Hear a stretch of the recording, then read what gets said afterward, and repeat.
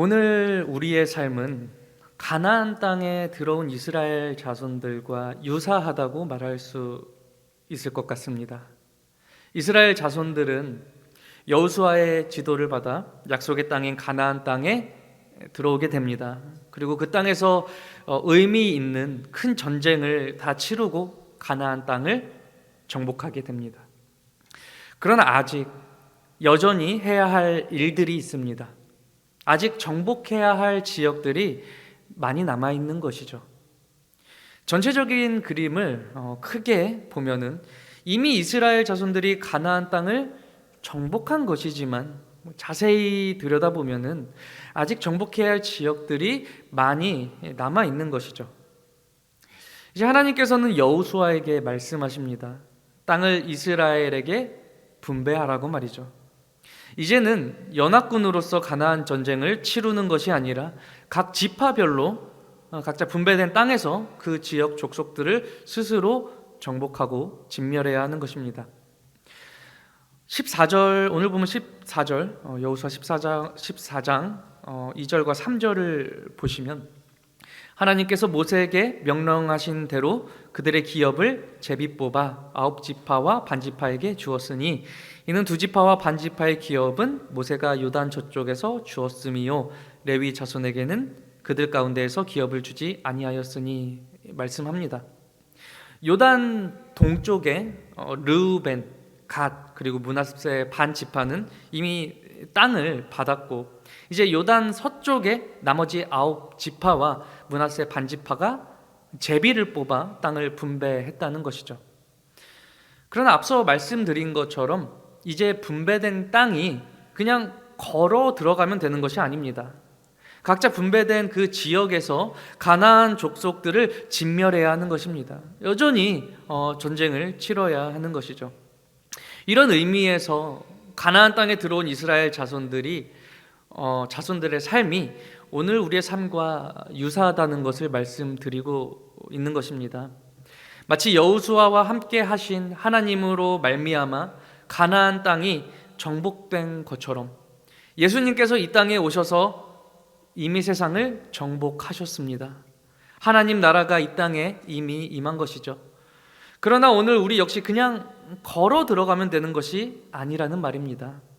분배된 땅에 있는 그 가나안 족속들을 진멸해야 하는 것처럼 오늘 우리 역시 치열한 전쟁을 치르는 그런 삶을 살아야 한다는 것입니다. 이것을 생각하면서 오늘 본문 말씀을 보고자 합니다. 오늘 본문 6절에서 그때에 유다 자손이 여호수아에게 나옵니다. 그때에 땅을 분배할 때에 유다 자손이 여호수아에게 나옵니다. 그리고 갈렙이 여호수아에게 말하기 시작합니다. 여호와께서 가데스 바네아에서 나와 당신에게 대하여 하나님의 사람 모세에게 이르신 일을 당신이 아시는 바라 라고 말이죠. 앞에 말씀을 살펴본 것처럼 각 지역은 하나님의 말씀대로 제비를 뽑아서 이미 분배했습니다. 유다 자손들 자신들이 더 좋은 지역을 분배받고자 나온 것은 아닌 듯 보입니다. 이미 분배는 끝났으니 말이죠. 각 지파별로 기업을 분배받았으니 그 안에서 어떻게 할 것인지는 각자 알아서 하면 되지 않은가 하는 생각이 드는데요. 유다 자손들과 갈렙이 여호수아에게 나와 이렇게 말하고 있는 것이 조금 의외이긴 합니다. 단순한 추측을 해보면 각 지파별로 분배된 지역에서 또 각자 그 기업을 삼는 일 가운데 이스라엘 자손들은 여호수아에게 나와 의논했다는 것을 생각해 볼 수 있습니다. 그래서 유다 자손들과 갈렙이 여호수아에게 나온 것으로 생각이 듭니다. 그 땅 안에서 이미 분배되고 기업으로 삼는 일 가운데에서 또 여호수아에게 말하고자 함이죠. 그리고 갈렙이 무엇을 요구하나요? 이 산지를 내게 주소서.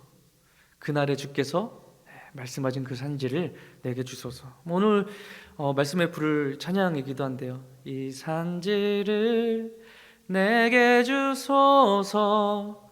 그날에 주께서 말씀하신 네, 우리가 잘 아는 찬양이죠. 잘 아는 찬양인데요. 갈렙은 여호와께서 말씀하신 이 산지를 지금 내게 주소서 이렇게 요청하고 있습니다. 제가 오늘 본문을 통해 생각해 보고 싶은 것이 바로 이것입니다. 갈렙은 왜 이 산지를 요청하고 있는가 하는 것이죠. 왜 이 산지를 요청하고 있는가? 갈렙이 요구하는 이 산지는 본문을 통해 우리가 알 수 있는 것처럼 헤브론, 즉 기럇 아르바를 가리키고 있습니다. 헤브론은 이스라엘 자손들에게 있어서 특별한 의미가 있는 곳입니다. 아브라함이 자신의 사랑하는 아내 사라를 묻은 곳이며, 또 아브라함과 이삭, 또 그리고 야곱이 거류하던 곳이 바로 헤브론입니다. 또 나중에 다윗이 유다 족속의 왕이 되어서 처음 7년 6개월 동안 유다를 다스린 장소가 바로 이 헤브론입니다. 그 후에 수도를 다윗이 예루살렘으로 옮겨서 이스라엘을 다스리지만 말이죠. 헤브론이라는 장소가 이렇게 특별한 의미가 있어서 갈렙이 헤브론을 요구한 것입니까? 갈렙이 헤브론에서 다윗이라는 자가 왕으로서 유다를 다스릴지 어떻게 알았겠습니까? 갈렙은 다윗을 사실 모릅니다. 무관하다는 것이죠. 아브라함의 사랑하는 아내 사라가 그곳에 묻혀 있고 아브라함과 이삭과 야곱이 그곳에서 거류했었다는 사실을 알고 있었을 것입니다. 그러나 그것이 갈렙에게 중요한 것은 아니었던 것 같습니다. 오늘 본문에서 갈렙은 이에 대해서 전혀 언급하고 있지 않기 때문입니다. 지금 이런 말씀을 드리는 것은 갈렙이 왜 이 산지, 즉 헤브론을 원했을까 하는 질문에 대해서 제가 고민해 보다가 이런저런 생각을 해 보다가 아닌 것을 가려내는 말씀을 드리고 있는 것입니다. 그런 것이 아니라는 것이죠. 우리가 어떤 것을 원할 때 그것에 그만한 가치가 있기 때문에 그것을 원합니다. 그렇지 않습니까? 우리가 원하는 것이 재물이든 명예이든 권력이든 건강이든 간에 거기에 다 그만한 가치가 있기 때문에 우리는 그것을 원한다는 말이죠. 처음 저도 갈렙이 왜 이 산지를 요청했을까 하는 질문에 있어서 동일한 관점으로 생각을 했었습니다. 헤브론에 어떤 특별한 가치가 있을까라고 말이죠.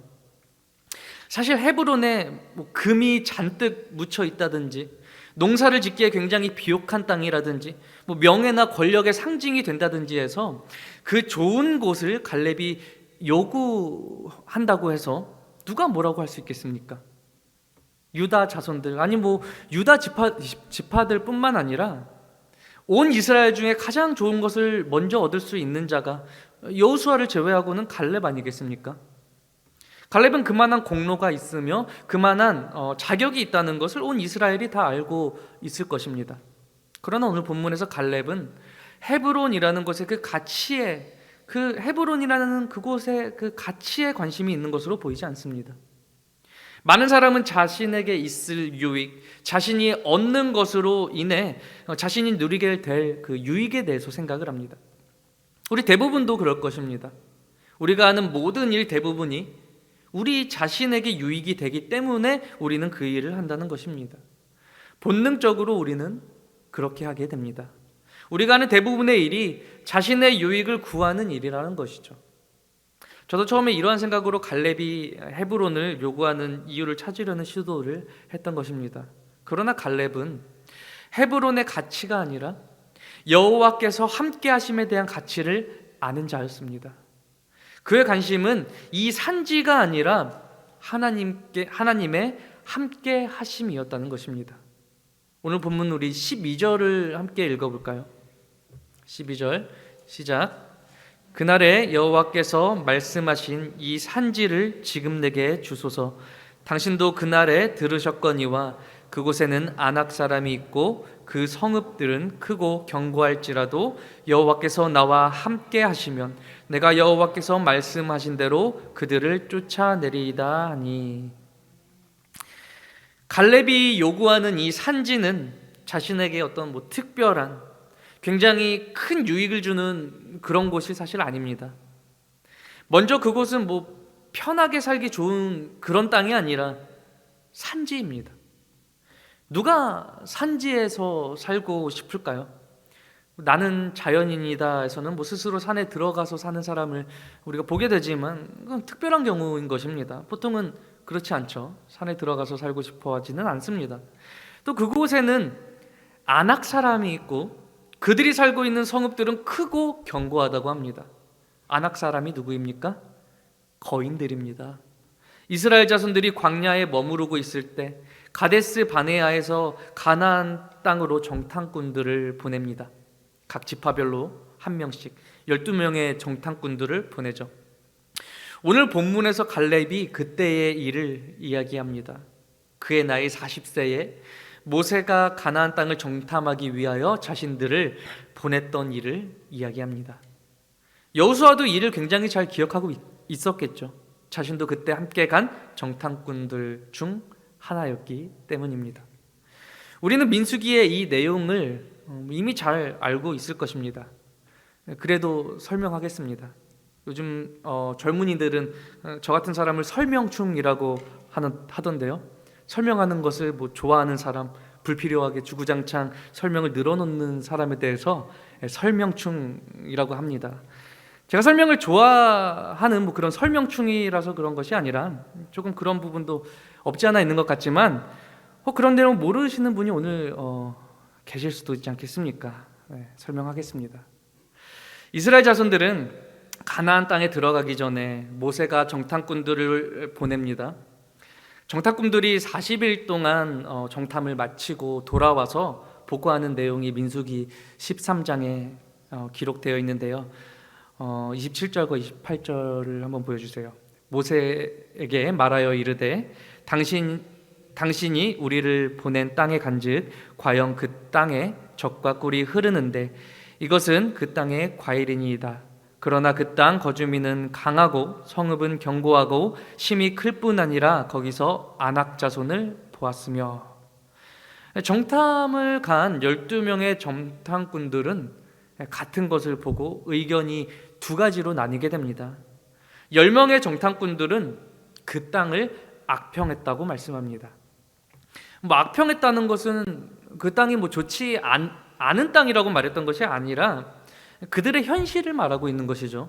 물론 그 땅은 좋은 땅이었습니다. 그들의 눈으로 보기에도. 그러나 그 땅 거주민은 강하고 성읍은 견고하고 심이 클 뿐 아니라 거기에서 안악 자손을 보았다고 이렇게 말합니다. 좋은 땅이지만 결코 들어갈 수 없는 땅이라고 말한 것입니다. 악평한 것이죠. 그리고 또 그들 앞에서 자신들은 메뚜기라고 말합니다. 그러나 다른 2명의 정탐꾼들은 전혀 다른 의견을 말합니다. 뭐라고 합니까? 그 땅을 취하자 능히 이기리라. 그들은 우리의 먹이라. 그들은 우리의 밥이라. 어떤 의견이 맞습니까? 10명의 정탐꾼들이 말하는 것처럼 가나안 땅은 그들이 결코 들어갈 수 없는 땅입니까? 아니면 이 2명의 정탐꾼들이 말하는 것처럼 능히 이길 수 있는 땅입니까? 현실은 10명의 정탐꾼들이 말하는 것이 옳습니다. 그들이 가나안 땅에서 본 것은 정말 휘황찬란한 광경이었습니다. 오늘 우리나라는 지금 굉장히 발달한 나라에 속해 있지만 과거 정말 우리가 살기 어려울 때를 생각해 보면 당시에 사람이 굉장한 한 사람이 우리 중 한 사람이 굉장히 발달한 나라에 가서 그곳에 있는 것들을 보고 그곳에 사람들이 사는 방식을 보고 압도되는 것이 당연했을 것이라는 말이죠. 동일한 것입니다. 이스라엘의 정탐꾼들이 가나안 땅에서 정탐을 하면서 그들의 건물이며 그들의 문화이며 그들이 살고 있는 그 모든 면들이 자신들과 비교될 수밖에 없었던 것입니다. 지금 우리는 가나안 족속들의 우상 숭배하는 것을 이렇게 생각하면서 그들이 뭔가 미개한 원주민들로 생각하기 쉬운데요. 아니요, 오히려 이스라엘 자손들이 미개한 원주민들로 비춰졌을 것입니다. 광야에서 막 이렇게 미개하게 지내다가 갑자기 온 그런 원주민들로 오히려 그렇게 보였을 것입니다. 당시 이스라엘 자손들은 제대로 된 무기조차 없었으니 말이죠. 그래서 10명의 정탐꾼들이 본 것이 현실이었다는 것입니다. 그렇다면 나머지 2명의 정탐꾼들이 본 것은 무엇입니까? 하나님의 말씀이었습니다. 민수기 14장 9절에서 2명의 정탐꾼들이 이렇게 말씀합니다. 다만 여호와를 거역하지는 말라. 그 땅 백성들을 두려워하지 말라. 그들은 우리의 먹이라. 그들의 보호자는 그들에게서 떠났고 여호와는 우리와 함께 하시느니라. 그들을 두려워하지 말라 하나.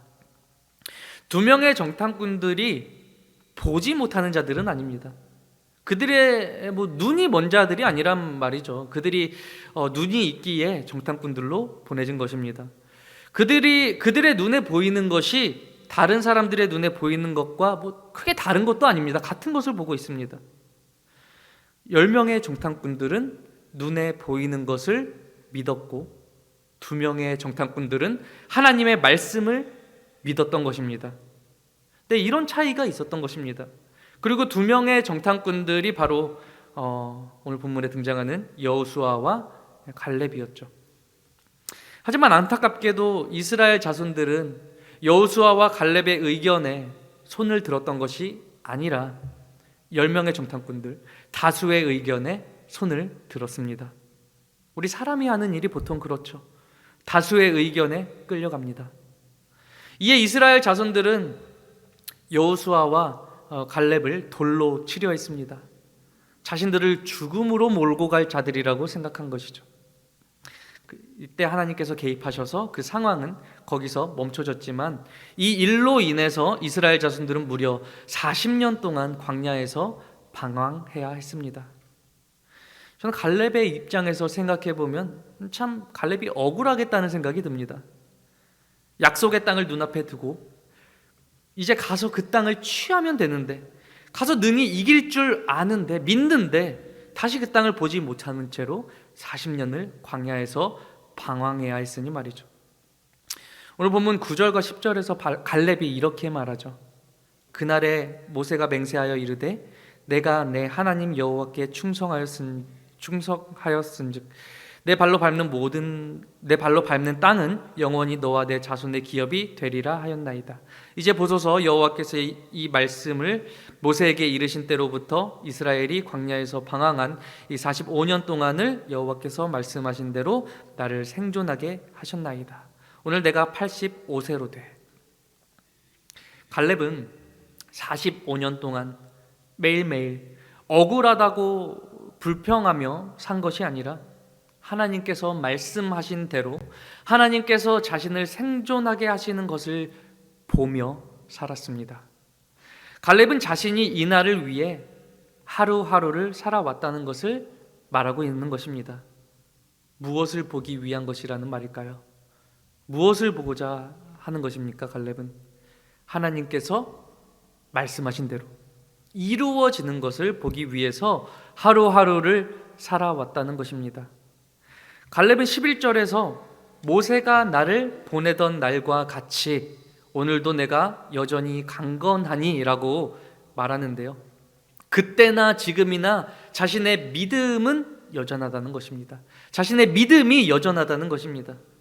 갈렙이 자신이 과거 그 40대에나 지금 80대 때나 자신의 육체적인 힘이 동일한 것을 말하고 있는 것은 아닐 것 같아요. 물론 그렇게 생각을 한다고 해서 틀린 것은 아니지만 처음부터 갈렙의 관심이 자신의 그 힘과 능력에 있는 것이 아니었기 때문에 굳이 그렇게 볼 필요는 없다고 생각이 듭니다.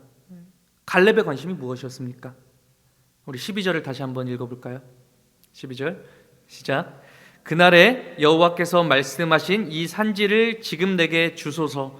당신도 그날에 들으셨거니와 그곳에는 아낙 사람이 있고 그 성읍들은 크고 견고할지라도 여호와께서 나와 함께 하시면 내가 여호와의 말씀하신 대로 그들을 쫓아내리이다 하니. 아멘. 여호와께서 나와 함께 하시면 내가 여호와의 말씀하신 대로 그들을 쫓아내리이다. 하나님께서 나와 함께 하시면 혹 가서 이길 수도 있으니 이런 불확실한 마음을 말하고 있는 것이 아니죠.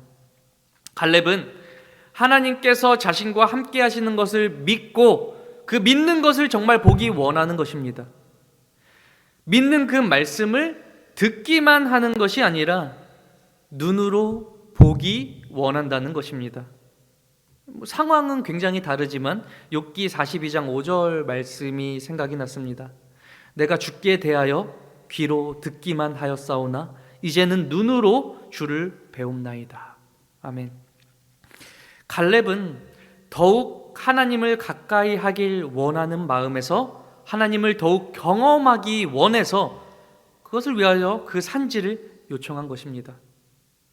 그 산지가 헤브론이어서 특별한 가치가 있어서 요구한 것이기보다는 그날의 여호와께서 말씀하신 그 산지였기 때문에 하나님의 말씀대로 이루어지는 것을 보기 간절히 원했던 것입니다. 오늘 우리는 하루하루 하나님께서 우리와 함께 하심을 눈으로 보며 살아가고 있습니까? 지금도 우리와 함께 계시는 하나님을 보고 있습니까?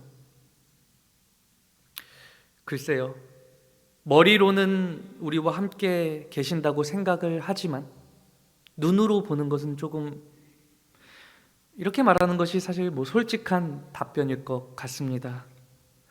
오늘 말씀을 통해 우리가 알 수 있는 것은 갈렙은 자신이 하나님께서 말씀하신 대로 그들을 쫓아낼 때에 하나님께서 함께 하시는 것을 보게 될 것을 확신했다는 것입니다. 우리와 함께 하시는 하나님을 우리가 경험할 수 있고 느낄 수 있는 것도 이와 동일합니다. 하나님은 영이시기에 우리의 육적인 눈으로 볼 수는 없지만 우리 삶 가운데서 하나님의 말씀대로 이루어지는 것을 통해 우리는 하나님을 눈으로 보게 되는 것입니다. 오래된 찬양이지만 우리가 주님이 주신 땅으로 라는 찬양을 오늘도 자주 부르는데요, 오늘도 말씀 후에 우리가 함께 부르려고 제가 준비했는데요, 우리가 어떤 마음으로 어떤 생각으로 이 찬양을 부르던가요? 다시 말해서 내가 구하는 이 산지가 무엇인가요? 내가 구하는 이 산지가 혹시 재물이었나요? 이 산지가 혹시 자녀의 성공인가요? 우리의 건강인가요? 내가 늘 구하는 것이 무엇인가요? 갈렙이 이 산지를 달라고 할 때 그는 하나님께서 함께 하심을 눈으로 보기 원했던 것입니다. 하나님께서 말씀하신 그 일이 45년 동안이나 기다렸던 그 일이 이제 그의 삶에 드러나길 간절히 바랐던 것입니다. 우리가 하나님을 본다는 것은 다른 것이 아니라 하나님의 말씀이 우리 가운데 이루어지는 것을 보는 것입니다. 이것은 하나님의 말씀에 순종하는 우리 자신을 보는 것이죠.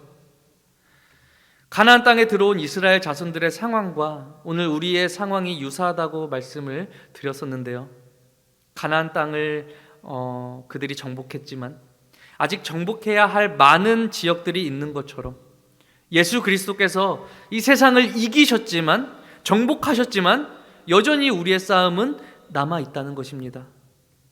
갈렙은 정복하기 가장 어려운 곳, 크고 견고한 성읍들이 있는 곳, 강한 거인 아낙 자손들이 사는 곳을 달라고 요청합니다. 그것이 자신의 힘과 능력으로 싸우는 싸움이 아니라는 것을 잘 아는 믿음이었기 때문입니다. 그리고 그 싸움으로 하나님께서 이제 자신과 함께 하심을 눈으로 보기 원했고, 그렇게 갈렙은 눈으로 보게 되었습니다. 오늘 우리의 싸움도 여러분 마찬가지입니다. 우리가 구하는 이 산지는 하나님의 함께 하심이 나타나는 곧 하나님의 말씀에 순종하는 삶입니다. 그것이 어디 우리의 힘과 능력으로 되는 일이 아니라는 것을 우린 잘 알고 있습니다. 하나님의 힘과 능력으로 이스라엘 자손들이 가나안 땅을 정복한 것과 같이 우리를 사랑하시는 예수 그리스도의 그 사랑의 능력으로, 그 보혈의 능력으로 우리가 넉넉히 이기는 것입니다. 눈에 보이는 것으로 인해 두려워하는 것이 아니라 하나님의 말씀을 믿고 순종함으로 하나님의 함께 하심을 우리의 눈으로 보는 우리 모두가 되길 주님의 이름으로 간절히 소망합니다.